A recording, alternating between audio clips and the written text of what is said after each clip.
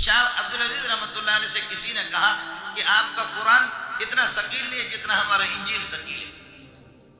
وہ پادری نے کہا کہ انجیل انجیل انجیل انجیل، تو شاہ صاحب نے فرمایا، اور پھر اس نے یہ بھی کہا کہ تمہارے قرآن کے اندر وہ پاور نہیں ہے، قرآن بھی غلط، تمہارا نبی غلط، مذہب بھی غلط، ہمارے انجیل صحیح، ہمارا مذہب صحیح، اور ہمارے چرچوں کو دیکھو کیسے خوبصورت۔ شاہ صاحب نے فرمایا کہ کون سا چرچ آپ کو مضبوط لگ رہا ہے؟ دلی کے اندر 1857 کے اندر ایک چرچ کے پاس جا کر کے جمع ہو گئے، اور اس جمع چرچ کے پاس جا کر کے اللہ آپ کا بھلا کرے، حضرت اقدس شاہ عبدالعزیز رحمۃ اللہ نے لاکھوں انسانوں کا مجمع تھا، فرمایا یہ چرچ ہے مضبوط ہے کہاں؟ کہا یہ مضبوط ہے کہاں؟ کہا اس کو دیکھ لینا، لو انزلنا هذا القرآن على جبل لرأيته خاشعا متصدعا من خشية اللہ، اشارہ کر دیا دھڑام سے چرچ کے سامنے والی جو دیوار تھی اور صحن کی جو دیوار تھی، دھڑام سے دیوار گر گئی، عیسائی نے چیخنا چلانا شروع کیا، مسلمانوں نے نعرے تکبیر سے آواز انہیں نعرے لگانا شروع کر دی۔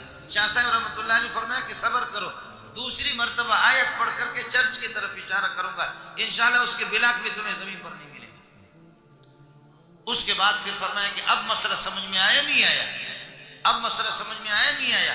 شاباش ہے ہماری مسجد کو، ہمارے مولوی کو، ہمارے حافظ صاحب کو کہ جس نے سینے کے اندر قرآن کو اٹھایا ہوا۔ آپ کی چرچ کی طرف میں نے تو ایک آیت اشارہ کر کے پڑھی ہے، آدھی آیت، چرچ زمین بوس ہو گیا، لیکن ہماری مسجد میں ہزاروں قرآن پڑھے جاتے، پھر بھی مسجد اپنی جگہ پر برقرار ہے۔